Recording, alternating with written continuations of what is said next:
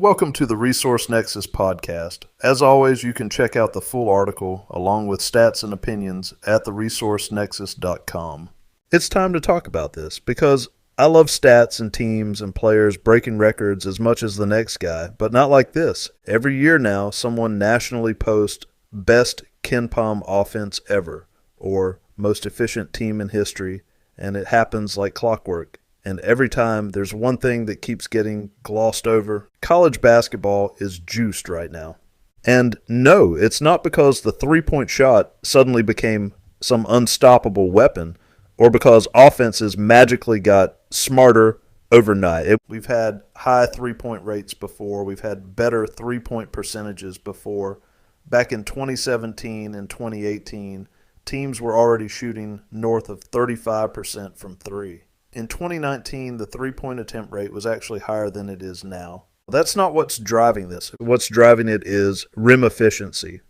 And the reason is the block charge rule change and how it's being called. That single adjustment has quietly changed everything. Starting in the 2023-2024 season, officials were instructed to judge legal guarding position based on whether the defender was established before the offensive player planted his last foot prior to leaving the floor. Before that, the emphasis was broader. Was the defender set before the shooter became airborne? That split-second reinterpretation absolutely nuked the secondary charge, especially helped defenders sliding in late. The downstream effect was immediate. Offensive fouls dropped. Rim attempts became safer. Finishing percentages went up. Spacing didn't change. Three-point accuracy didn't jump. What changed was that one of the strongest deterrents to downhill drives basically disappeared. And once that happened, the efficiency spike followed. And when you look at the scoring environment, especially through KenPom, the shift is unmistakable. In 2020, average offensive efficiency sat around 100.8, the next year 101.4, then 102, then 103.2 in 2023, and then the rule hits. 2024 jumps to 105.2, 2025 goes to 106.2, and right now we're sitting at 108.3. That's not gradual growth, that's a structural spike. Yes, the sport has evolved. Super seniors matter, the transfer portal matters. NIL has absolutely kept older, better players in the game longer. That raises the floor, no question. But this jump is too sharp, too immediate, and too concentrated at the rim to chalk it up to roster construction alone. This is about downhill play becoming safer. Points per possession set an all-time record at 1.05 in 2024. Then it broke it again at 1.06 in 2025. And now it's blowing past that. Meanwhile, three-point shooting hasn't improved. Teams last season shot about 33.8% from three. A decade ago, it was 34.7%.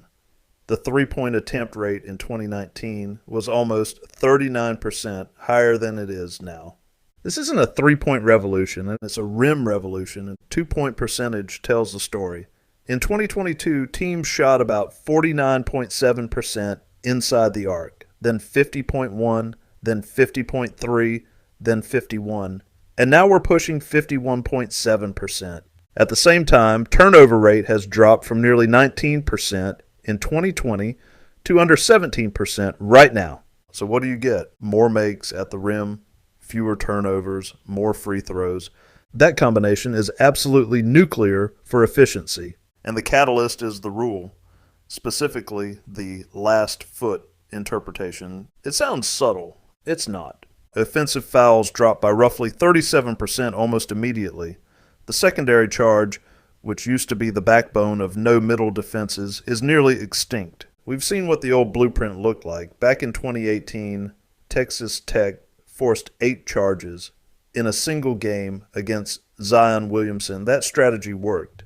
It doesn't exist anymore. Now defenders play more square. Coaches emphasize verticality instead of sliding under drivers. The low man is earlier and more conservative. But the bottom line is simple. Drivers finish more.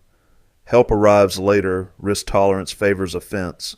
And the numbers reflect it. If you pull up the all-time team true shooting leaderboard, it jumps off the screen. You still see the classic Princeton teams near the top, the masters of efficiency. But once you move past that, the modern spike is impossible to ignore. Just this season alone, teams like Miami of Ohio, Liberty, Bellarmine, St. Louis, Colorado State, Belmont, Cornell, Michigan, Akron, and St. Thomas are flooding the list, and it's not just 1 year. Since the rule change, 18 of the top 48 true shooting team seasons of all time have happened in just 3 seasons. 3. 7 of the top 24 are happening right now. This season, that's not organic evolution. That's distortion. When that many so-called all-time seasons get compressed into a tiny window, it stops being about greatness and starts being about environment. Historical comparison depends on relative difficulty. If the baseline shifts and we pretend it hasn't, the numbers lose meaning. All-time lists are supposed to tell us who's separated from their peers. Right now they're telling us who played after the whistle changed. And that's the consistency problem nobody wants to say out loud. And if we don't adjust for environment, modern teams will dominate historical lists simply because the math is easier now. We saw this in the NBA during its offensive explosion. When rules tilt toward offense, efficiency spikes across the board. That doesn't mean players aren't great. It means the baseline moved, and when the baseline moves, evaluation has to move with it. That's exactly why AD Jeff is season normalized, and not because the bar is arbitrary, because the math is unforgiving. A 7.0 season represents a level of pace-adjusted, efficiency-weighted, competition-aware dominance that very few players ever reach. And AD Jeff moves with the season, not against it. Each year is graded against its own environment. The curve shifts. Dominance becomes hard again. That's how you can compare a player from 2014 to one from 2026 under completely different rule interpretations. Each is measured relative to his world, not a frozen historical constant. And here's why this matters beyond just stats and record books. When people talk about the first player to average a certain number of points or the first team to hit a new efficiency mark, they're framing it historically, and if the environment is juiced, just like the steroid era in baseball, those milestones start to lose context. It's not that the players aren't talented, it's that the baseline for success has shifted, and if we ignore that, every first starts sounding more impressive than it really is. Historical comparisons have to account for context, otherwise we're celebrating numbers instead of dominance. This isn't nostalgia. This isn't old basketball was tougher. The data is very clear. Three-point shooting isn't better than it was at peak spacing years. Turnovers are down.